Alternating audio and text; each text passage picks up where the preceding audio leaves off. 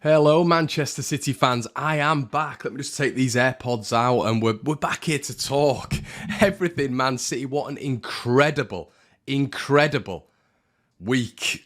2 weeks it's been. Now, I've been in Croatia. I haven't been scouting Josep Guardiola, I promise you. But listen, he is adored in all of Croatia. I've been seeing Guardiola shirts here, there and everywhere. And wouldn't it be fantastic for Man City to acquire that signing this transfer window as maybe a replacement for Laporte, which has been reported by several different outlets this morning and yesterday morning. But we're not here to talk about the future. We're talking about the here and now, the present.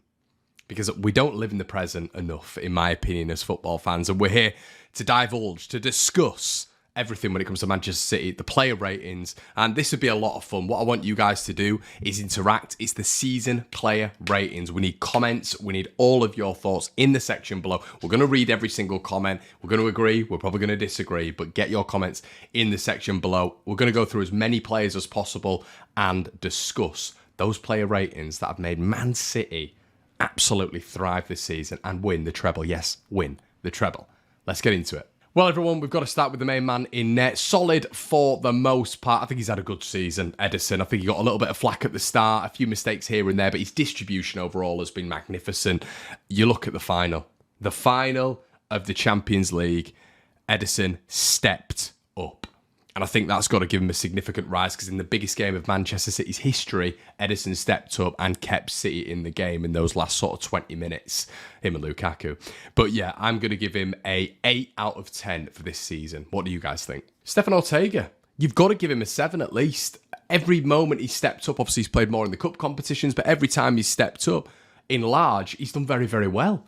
And as a secondary goalkeeper who just comes in, it's been another fantastic bit of recruitment from Manchester City. Not as many people knew who he was, but he's come in. He's been absolutely excellent. There is nothing to complain about with Stefan Ortega, and that is what you need from a number 2 goalkeeper, someone to press Edison. You know, a lot of people questioned Edison at the start of the season, and that's because Ortega was there waiting in the wings. Obviously, Edison wasn't his usual self, but Ortega was there with a lot of pedigree behind him. 7 out of 10, 100%. João Cancelo, yeah, really a happy chap at City this season. Obviously, was loaned out to Bayern Munich. You can't really see his future being at Manchester City, so we're going to give him a 5 out of 10 for this one. Johnny Stones. Yeah, I mean, wow.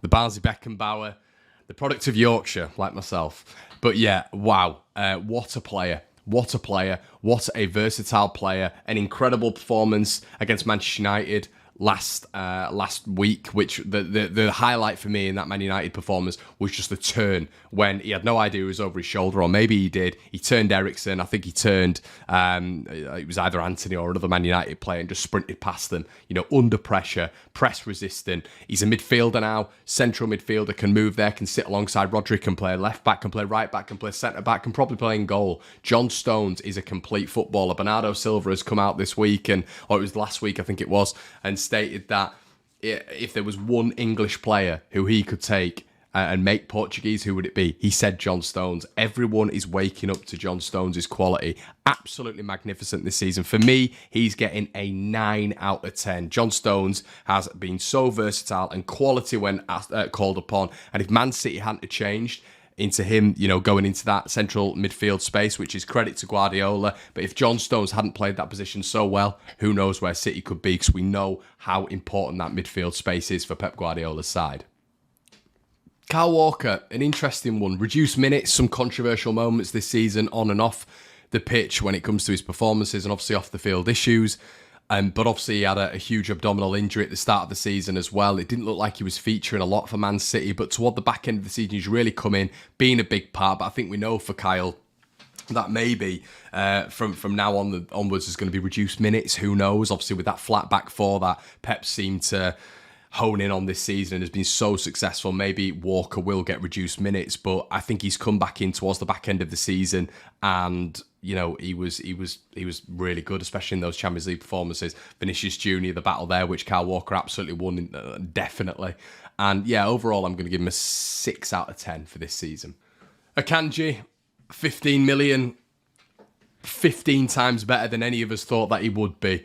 Absolutely magnificent for Manchester City. A big feature in the Champions League winning goal. His pass went to Bernardo Silva, straight back to RODRI. He's been phenomenal. Left back once again, right back, centre back. He's even marauded into midfield at points. Akanji has been an incredible signing, an instrumental signing for Manchester City, and one that has completely worked. It really has worked, and I think you've got to turn round to the recruitment people at Man City. You've got to turn round to Pep Guardiola, and fundamentally, you've got to turn round to Akanji and say, well done. The FA Cup final, there was obviously a breakdown between him and Edison, but he got better and better and better throughout the game. It's an 8 out of 10. Absolutely fantastic this season. João Cancelo left. City looked like they were in the lurch a little bit. Up step Nathan Ake. Admirable Ake. Always professional.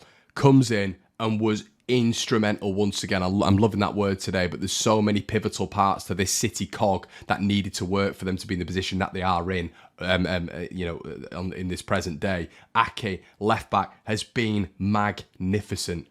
8.5 out of 10. 8.5 out of 10. There's not been a poor performance from him since João Cancelo has left. No issues with him whatsoever. Seems like the ultimate person to have around the change room. Seems like a lovely guy as well. You know, you've got to have characters on and off the pitch, but Ake looks like that modern professional who takes care of himself on and off the pitch. Fantastic from Nathan Ake, 8.5 out of 10. Ruben Diaz, I think City missed him for the first part of the season. Was a little bit, well, it wasn't working, was it? It wasn't really ticking at Man City in that first part of the season when he was absent. His game time was managed by Pep Guardiola and the medical staff and the physio. Obviously, Ruben had a fair few injuries last season, but that momentum gathered. And, you know, Ruben is just Ruben, isn't he? A captain at such a young age, in my opinion. And yeah, 8 out of 10. Really, really good end to the season. Sergio Gomez, probably a 5 for me out of 10. It's not been an easy one for him this season. Listen, he's looks like a decent player, not featured a lot, and you can't really give him too much criticism or too much praise, to be honest with you. Couple of half-decent performances, couple of poorish performances, probably a 5 out of 10. Jack Grealish doesn't want to see him go. We saw that on the celebrations where he's singing to him. I don't think any City fan wants him to go. Instrumental in the Champions League final goal, instrumental in Man City season, and just like, I just think he's so significant for Man City, and I think they lose this player, and it's going to be a massive rebuilding job, like it would have been losing Ilkay, you know. But Bernardo Silva has been unbelievable. I think he's just been top draw, and if he was to leave, it would be a massive gap, almost the same chasm as when David Silva left. 9 out of 10. Bernardo's just been unbelievable. Let us know what you think of Bernardo's performance in the comment section below, and every other player in the comment section below. So we're going to do Cole Palmer and Rico Lewis together. Probably 7s out of 10s for both of them. I thought they both came in and did really, really well. Not as much to show for their, for the season rating, really. They've not played enough games, but when they've come in, especially Rico Lewis, in that period of time, towards sort of the first half of the season, I thought he was really, really good. Cole Palmer came in and did okay on the wings. He's on the wings. Sorry, he's played on both wings this season, and he's been really, I think he's really been good when he's come in. To be honest with you, not magnificent, but good. So both of them get 7s out of 10s. Well, what would his rating have been last season? Super Jack Grealish. It's got to be once again a 9 for me, and that is just the improvement that this guy has shown. Even in the first sort of third of the season, he was disappointing. He was, but the improvement, the consistency, the momentum has built, and how he's then maintained that quality throughout the season is something to behold. He's been excellent. He looks like, everybody loves him. Everybody loves him off the pitch. You can tell that, and you can tell that by the celebrations. He's a proper personality. Paul Gascoigne-esque, which is fantastic to see at Man City. When we're looking at player of the season, a certain individual up front obviously has got it, but I had Jack Grealish as a close second. 9 out of 10. Absolutely phenomenal for City this season. Calvin Phillips, another difficult one, but I think maybe a little bit more of an impression than Sergio Gomez, in terms of his his contribution. I thought the full start against Chelsea was good. We saw a little bit more from Calvin, a few subsequent appearances after that, but it's just got to be maybe a 5.5 out of 10 for him. Hopefully more to come next season. Well, Kevin De Bruyne, it was a weird season, wasn't it? Because it was ineffective at points, and there was a real down period for Kev, which we've not seen in years and years and years. He's just been at this high level for Man City for so long. But that Pep Guardiola press conference was absolutely unbelievable, and he pushed Kevin De Bruyne in that press conference, almost saying that he's not at the level that he was, if I'm paraphrasing, and that just got the best out of the 32-year-old, and from then on, he was... I thought he was absolutely unbelievable. So unlucky to be taken off in the Champions League final, but Kev improved and improved and improved. And that's why Pep Guardiola is such an unbelievable genius manager and the best ever, because he's able to just prod those little bits out of his best players and get the best out of them. Kevin De Bruyne, 8 out of 10 for me. Phil Foden, mixed bag for me. Obviously, hat-trick against Man United. He had surgery to remove his appendix, resulting in a fair few weeks of recovery. His focus, I think, at times this season had been lost, and he gathered the momentum a little bit more towards the back end of it. Obviously, when he came on for Kevin De Bruyne in the Champions League final, 6 out of 10 for me this season. Phil Foden, 6 out of 10. Another roller coaster of the season for Riyad Mahrez, 6.5 out of 10 for me. He stepped up earlier on in the season, but I think he's just slowly gone out of favour for Pep Guardiola, even when he's been used as a substitute. And it'll be interesting to see where his future lies this summer. 6.5 out of 10. RODRI, 9.5. I can't, I used to play defensive midfield myself, not nowhere near it, obviously at the same level as RODRI, but just how he's able to dictate a game, his strength, his physicality, his ability at centre back as well.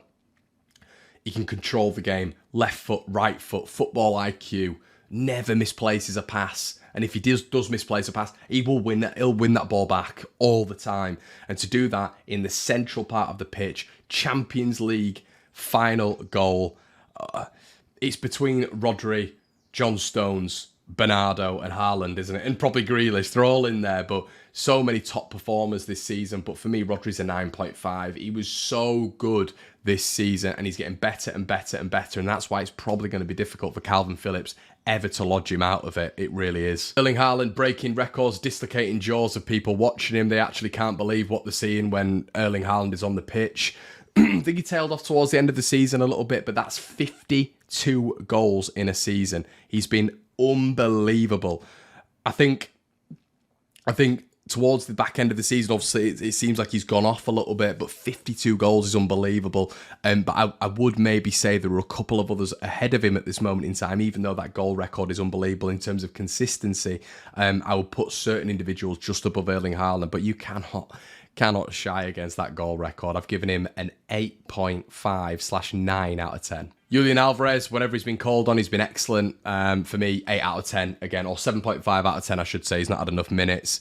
But when Julian is available, he comes in and does a job and invariably scores as well. So you're never really that concerned when Haaland's out of the team, because Alvarez is such a perfect replacement. I'm going to go 7.5 out of 10. So for me, everybody, you've probably heard there that the player ratings. Get your thoughts in the section below, obviously. But my probably top 2 or top 3 are maybe RODRI. Top 4, they've just been so good. But RODRI's probably the pick of the bunch for me. Then maybe John Stones, and then probably Bernardo and Jack fighting it out, which is crazy that Erling Haaland isn't even the top 3 for me. Top 3 or 4 with 52 goals, but I think there's just been a few more consistent players there. And RODRI's definitely one of them, especially John Stones. Wow, what a player, what a performance this season, what set of performances he's had. But guys, we are fascinated to hear your thoughts in this interactive player ratings video. Please let us know what you think in the comment section below. Really interested to hear what you think. We'll read every single comment, and we'll go in there and have a little bit of a disagreement with you in the comment section, have a little bit of a debate if you want that too. Guys, check out the Manchester City Twitter page, Instagram page, Facebook page, and TikTok page. Yes, we're everywhere at this moment in time. You'll be seeing my ugly mug on these videos more often than not. Guys, have a good one, and I'll see you in a bit. Cheers.